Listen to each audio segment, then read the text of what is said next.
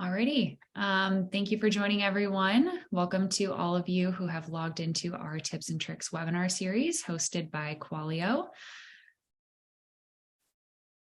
Sorry about that. Today's webinar will be on content migrations to Qualio. And before we get started, this webinar will be recorded and we will be sharing a link to the recording via email after the webinar is completed. And if anyone has any questions, please enter them into the Q&A panel. We will answer some as we go. And then at the end, we'll answer as many as we can with the time that we have allowed. But we will provide all questions and answers on the Help Center article that we will have this webinar recording, and that will be shared with you later today or tomorrow. All right. In today's webinar, we'll discuss what a Qualio migration is, the process of migrating your documents, the process of migration for our Plus customers with Qualio Plus content. We'll talk about some best practices when preparing for migration, and we'll have Q&A at the end. Before we move on, I did want to point out that today's topic will primarily apply to new customers or current customers that are planning for another content migration. So if this does not sound like you, feel free to drop off. We won't be offended. Now that we've covered all of that, let's get to know today's hosts a little bit better. So hi, everyone. I'm Lauren Ehlers. I'm a Senior Customer Success Manager here at Qualio. I've been with Qualio for 1.5 years and have been working in SaaS for about 6 years.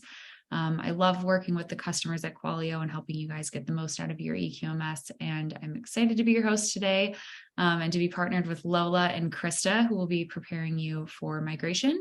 So I will let Lola introduce herself first. Hi, everyone. I'm Lola. I am a Senior Quality Specialist with the Plus program, and I've been with Qualio since November 2021. I'm a certified ISO 13485 and 9001 lead auditor, and I have prior experience working in the med device industry for large multinational corporations and startups in Europe and North America. So in my day-to-day role, I work closely with customers to implement and maintain their eQMS, which helps them to achieve their quality goals and bring their product to the market efficiently. And Krista. Hi, I'm Krista. I'm a Senior Customer Enablement Manager here at Qualio. I've been here for 4.5 years, mainly on the onboarding team, helping new users kind of get up and running, especially when it comes to migration. Prior to Qualio, I worked in QC and QA in Class 1 and 2 medical device companies, as well as pharmaceutical startups, and also managed the implementation of Qualio at a couple of these companies before I started working here. Excellent. All right. We'll hand it over to Krista to go through what a Qualio migration is. Thanks. So migration can mean a lot of things depending on who you're talking to. What do we mean at Qualio when we say migration? At Qualio, migration is going to be the process of moving your current documents into Qualio from your previous system, whether it's another eQMS, standard QMS, or a manual paper-based system. What this means for you is that this is going to include identifying which documents you'd like to bring into the system, prioritizing them if you're going to have a sort of phased migration or anything like that, and then uploading those documents into our in-app tool. Once they're uploaded, you and your onboarding manager work together to develop a plan that ensures your transition into Qualio is painless. What migration does not include is the rewriting of your content to fit into Qualio. This can dramatically delay the migration and extend your onboarding phase and project. It can just take longer than it should. So we recommend waiting until your documents have been migrated into Qualio so you can leverage the collaboration, audit trail, and editing tools available. Additionally, if you have documents that are currently in draft before you're migrating in, we can migrate them in, maintain that draft state, and you can continue to work on them directly within Qualio. All right. And before we move forward, we do have a few poll questions for you. So I'm going to launch the first one here. So pay attention to your screen. First one being about content resources to kind of guide today's discussion. So first question, prior to Qualio, your documents were stored in which locations and sources? And this is a multiple choice, so feel free to select multiple answers here. Were they stored in Dropbox, desktop, or an unshared drive, shared company drive, another QMS, or other? I'll give everyone a few seconds to answer here. All right, looks like we're at about 70% here. So I'm going to go ahead and close out this poll.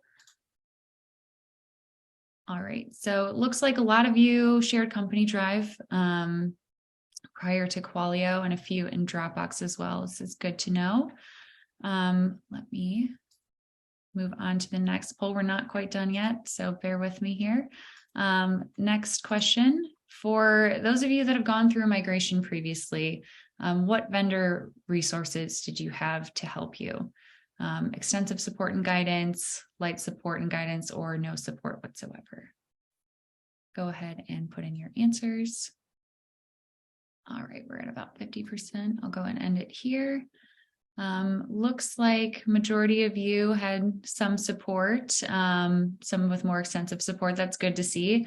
I'm glad to see that we were on the lower end for zero support here. But I know that Krista and Lola will kind of get into how Qualio supports you through migration as we move ahead here. So thank you for participating. We're going to go ahead and move forward.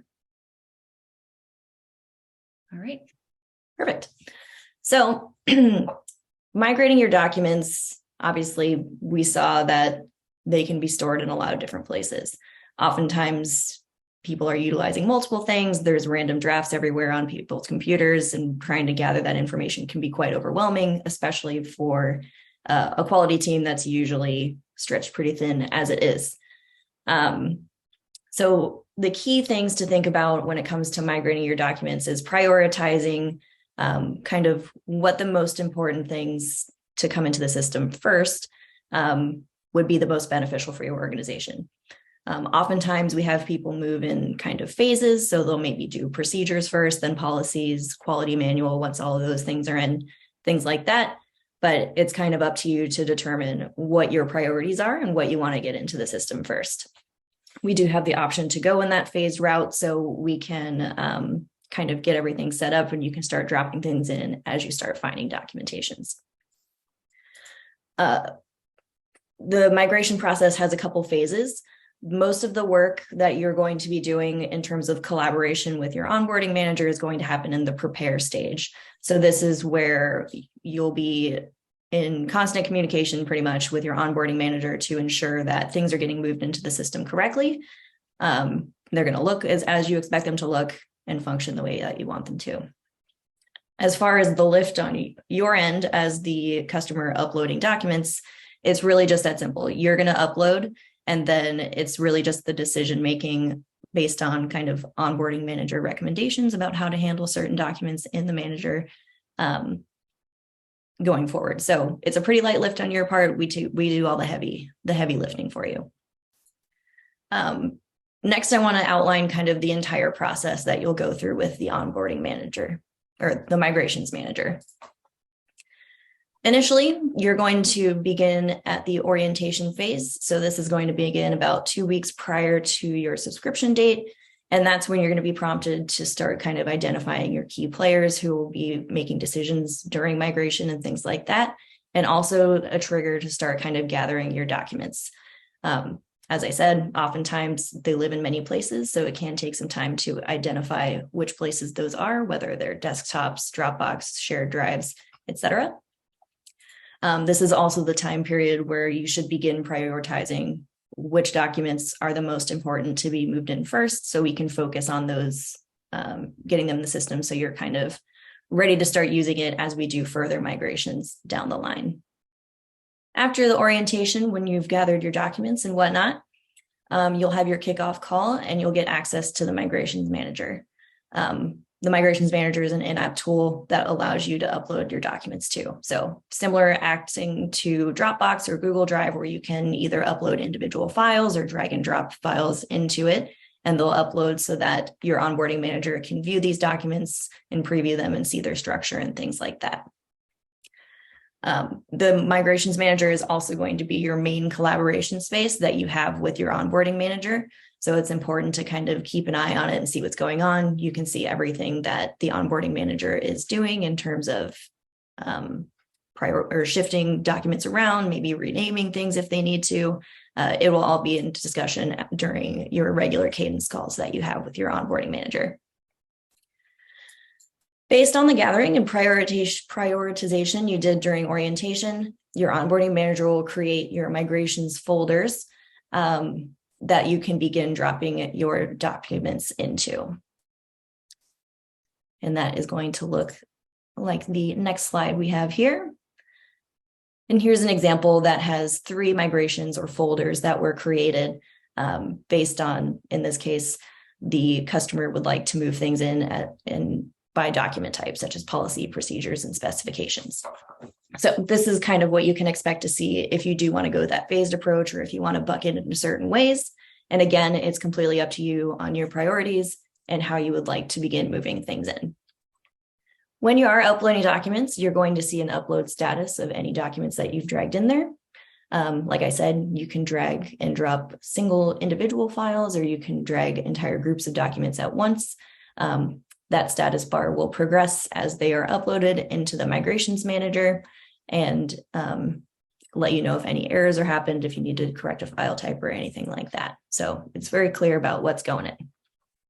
Next up, we're getting to the preparation phase. So like I said earlier, the preparation phase is going to be where the majority of the collaboration with your onboarding manager and work is going to take place. So once all of your documents have been uploaded, your onboarding manager is going to begin reviewing and assessing them.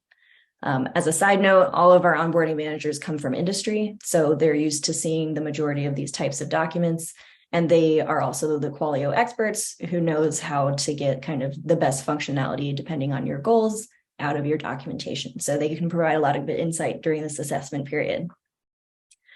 This assessment will also include determining the templates that need to be built, as well as what they'll look like, recommendations on potential workflows based on what we've seen in the past, and a ton of collaboration with you to ensure that everything is getting set up the way you need it when you are moving into the system.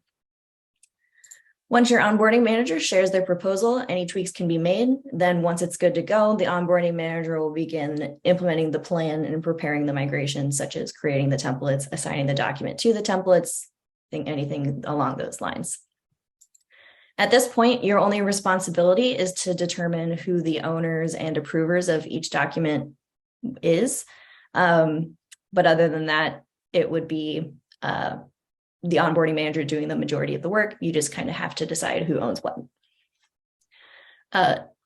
With this ownership and approver assignment, we have a little video demonstration of what that looks like. So I will let us go to the next slide there. So in the list of documents, you can select one or more using the little checkbox there on the left, and then either right click or use the 3 dots on the right to select owners and approvers. Each document will need at least one owner and at least one quality level approver. So that's the only thing to keep in mind there. So very simple, just as you would in terms of like right clicks and things in Dropbox and something like that. All of your options are going to be under there. Our next step we've got is the review stage. So after preparation is complete, your onboarding manager will notify you that everything is ready to review. This is going to be a read-only phase, and it's going to set the stage to let you know kind of where everything's going, along with the document ID that it will reflect in Qualio. And then once everything looks good, so here we can see right on the left, we have our Qualio document ID. We can see that the approvers and owners are set and things like that. Once everything looks good to go, you let your onboarding manager know that the migration is ready to be approved either via email, monday.com, which is our project management tool, or during one of your cadence calls. It's important to note that only the onboarding manager has access to approve the migration, and that's just to prevent any accidental approvals happening too early going forward and kind of things not being ready to go, but being approved. Once we hit that approval button, the migration is scheduled. So what this means is that it's entered a queue and will begin moving your documents into the system. This process is generally pretty quick, could be complete within a couple of minutes. It just really just depends on the number of documents you have. And if you have any large file sizes, obviously that can take longer to upload those. Unlike other QMS systems that you may have had experience with in the past, we don't just upload the source file for you and then allow you to just download it back out in whatever type of file it was. As part of our migration process, this is a translation essentially of your original document into a usable Qualio format that's editable within the system and allows you to take advantage of our collaboration tools that we have built within it. Because of this, since source documents generally have been written usually by multiple different people, different programs, different versions of programs, depending on how old they are, the translation process can look a bit crazy when it comes out initially, but this is totally normal. And the Qualio team gives it some nice TLC to make it look exactly what you're expecting it to look like based on your source documentation. We do have a dedicated formatting team that ensures everything matches the original style, but in its Qualio form. And as an added bonus, we also update any document references that may be within those documents and update them into smart links, which will always link to the most current version of the document in your system. So you don't have to go in and build those linkages later on your own. And then finally, after this formatting and smart linking is complete, your onboarding manager will transfer the document ownership to the people that you designated as owners, and you can begin making any updates that you need to reflect moving into your new system, and then begin sending them for review, approval, and training. Wonderful. All right. Thank you, Krista. So now we're going to hand it over to Lola in a second to discuss the migration process for our Qualio Plus customers. But before we get into that, I do have two more poll questions for you to kind of guide this portion of the conversation. So if you guys could take a look at your screen, I'm going to go ahead and launch the poll. What is your experience with previous content migrations? This is not your first rodeo. You've migrated from one QMS to another at least once, or you've never experienced a content migration. Right, we are almost at full participation, so I'm going to go ahead and end it here. All right, looks like for the majority of you on today's call, you've never experienced a content migration. All right, so hopefully this has been enlightening and you learn a little bit more about the Plus program here in a second. All right, one last question before I hand it over to Lola. Have you created a full documentation stack in compliance with your desired market in less than 60 days? So yes, you have, and it was painful, or yes, and it wasn't too hard, or no, that's impossible. Go ahead and enter your answers in. All right, looks like we are almost in agreement that that's impossible. So we'll give you some more insight into how Qualio manages migration and compliance in a desirable timeframe with Lola here in a second. All right. Thank you everyone for the participation there. Let me go ahead and close this out and we can hand this over to Lola. Perfect. Thanks very much, Lauren. So some very interesting answers there. Most people never experiencing a content migration and also believing it's impossible to get all that content compliant with your desired market in less than 60 days. So I fully sympathize with you. It is very overwhelming doing a content migration, but where I come in on the Plus team, there's a huge advantage in that we have this content ready for you and we work with you to make sure that it is compliant with the market that you're going to be selling in. And as long as you're taking all our content, getting it in there within the 60-day time frame is totally doable. So I'm going to take you through now what the migration process looks like from a Plus perspective.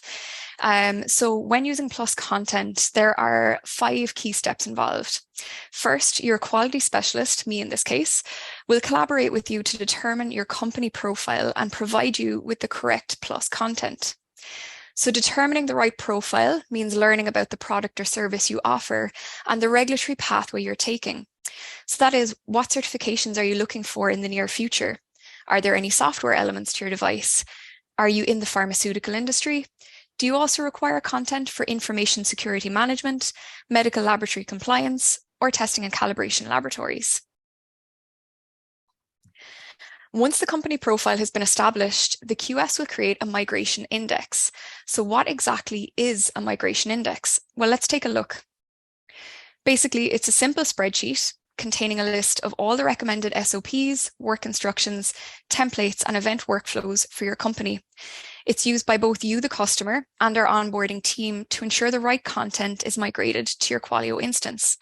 And for the purpose of this webinar, the list shown here is quite small, but you can expect around 30 to 40 SOPs, 5 to 10 work instructions, around 40 templates, and 5 event workflows. And it's important to remember that this index is not a final decision in the content that you'll get. It can be changed at any time. And even once the migration is complete and you decide you want more content, we can simply initiate a new migration based on a new migration index. So where I've seen that happen is companies who are software only will take our SAMD, software as a medical device, content initially, but then they decide in the future that they actually want to go for an ISO 27001 certification. So we can give them the content for that information security management certification. So the migration index on the next slide, it might seem a little bit overwhelming to begin with, but it's important to keep calm and ask any questions that you have about it. And I fully understand that it might be difficult to make decisions about the content you need based on only looking at the titles of documents, templates, and workflows. So with the Plus program, there's the option to actually gain access to our own Qualio profiles and review the content in its entirety before making a decision. But just keep in mind that this adds extra time to the migration process. So in the next step, once you, the customer, agree on the recommended content in the index, the quality specialists hand the index to the onboarding manager to manually migrate everything into their profile. So until the documents are actually in your name, don't start editing anything, as a final review of the content needs to be completed first. And this final review includes checking that the smart links work, the correct regulatory references have been added, the company name appears where it should, and that any text relating to markets you don't intend to sell in has been removed. So once that final check is complete, the documents are transferred to you, the customer, for collaborative editing within your organization. Once the documents have been approved, you then have effective content in your document library. It's important to remember that this process that I've just described can run in parallel with the process that Krista described. So if you have some of your own documents, things like records or manufacturing documents, those fall outside the scope of the core QMS documents.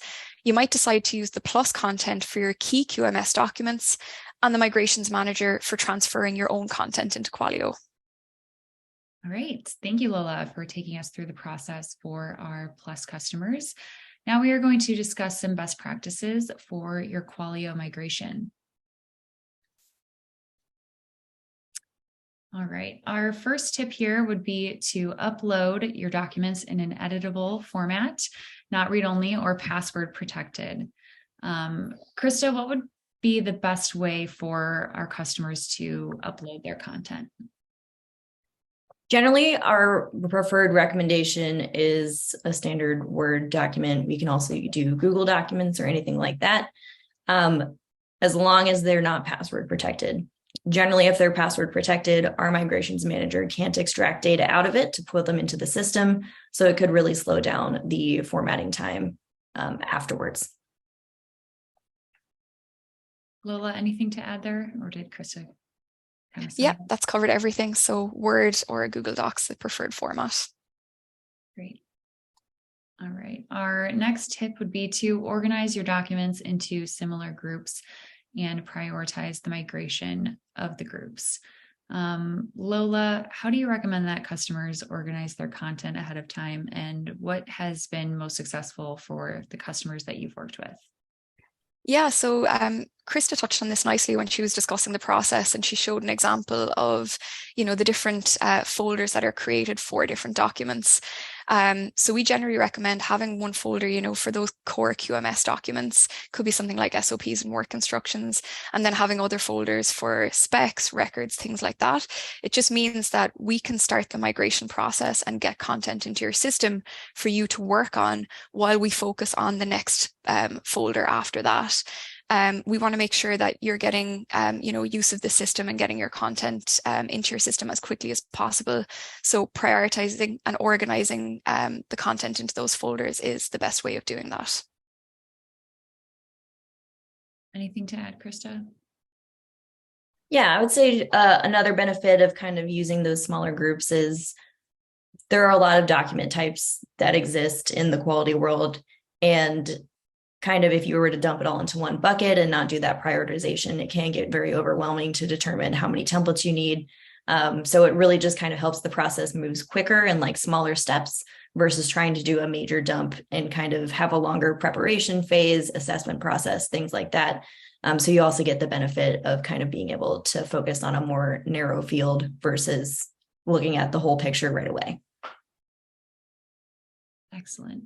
And our third tip would be to rename the files in the migration manager to the new naming convention before final approval.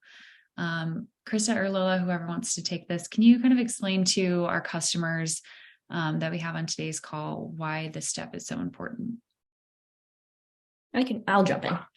So oftentimes when documents are stored in many places or they've gone through many iterations, versions, etc., the essentially file name that you'd be uploading can get a little messy. So you could have people's initials in the back, you could have like old version numbers, everything like that. So with the migrations manager, you have the ability to kind of remove the extra stuff and just kind of clean up the title a little bit. This will help your title be completely fully set and not have to be edited during the formatting phase.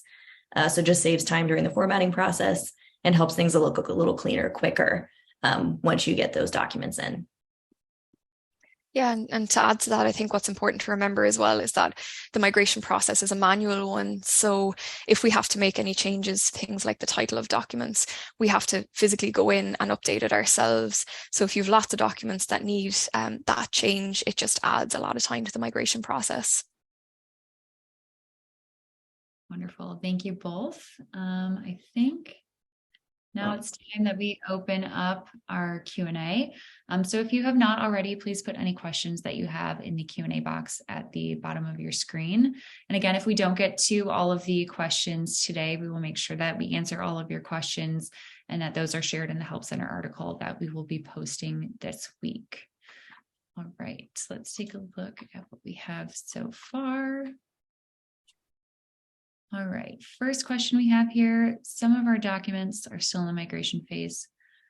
Okay, since September.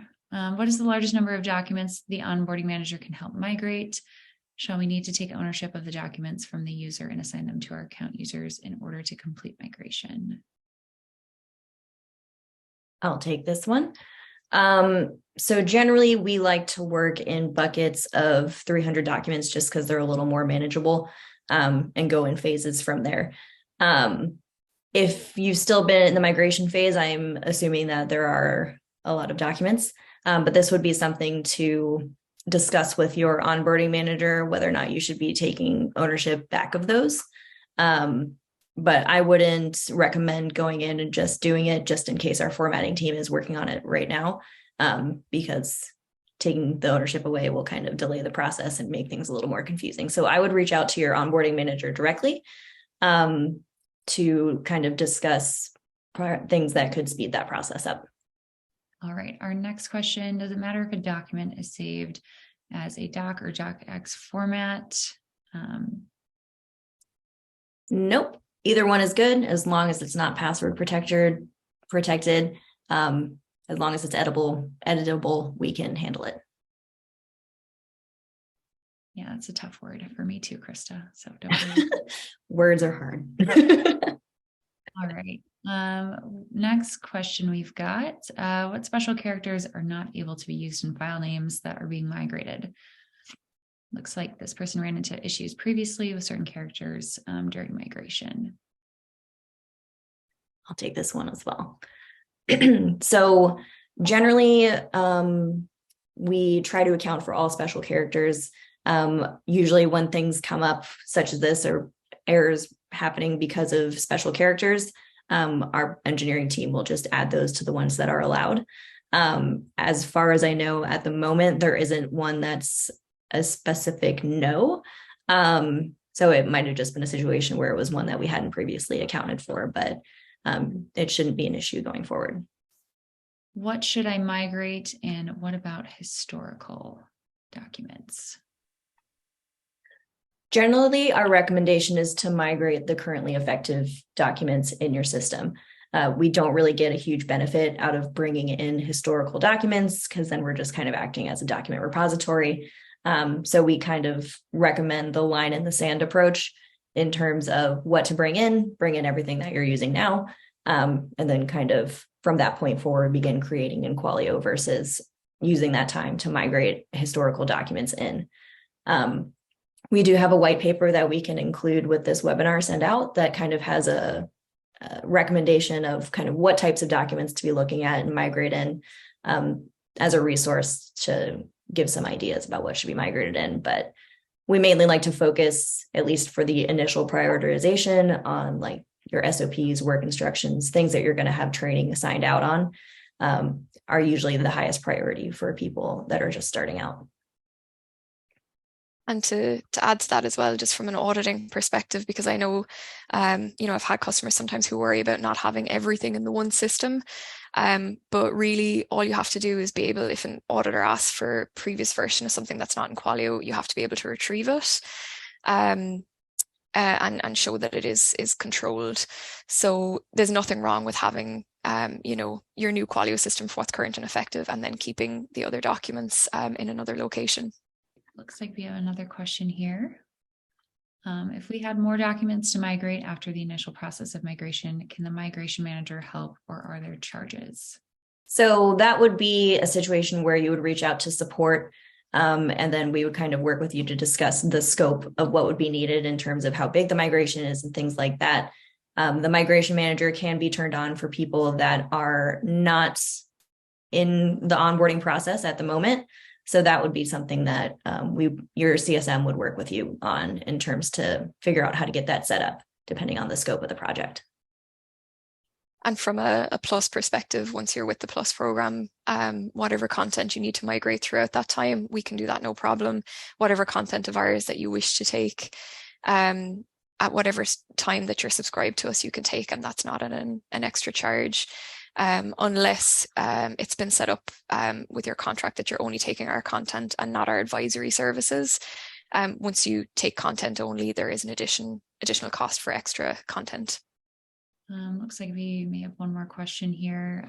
How should I migrate the following document types: forms, logs, protocols, and reports? Yeah, go ahead, Lula. Happy to jump in there. From a high level perspective, what I'd say is once you have all the different types of documents kind of in the folders that we suggested, work with your onboarding manager to determine what template suits them best. For some, we can directly build them into Qualio. For others, it might be a good idea to have them as an attachment to a template. Krista, I'm not sure if you want to add anything extra to that.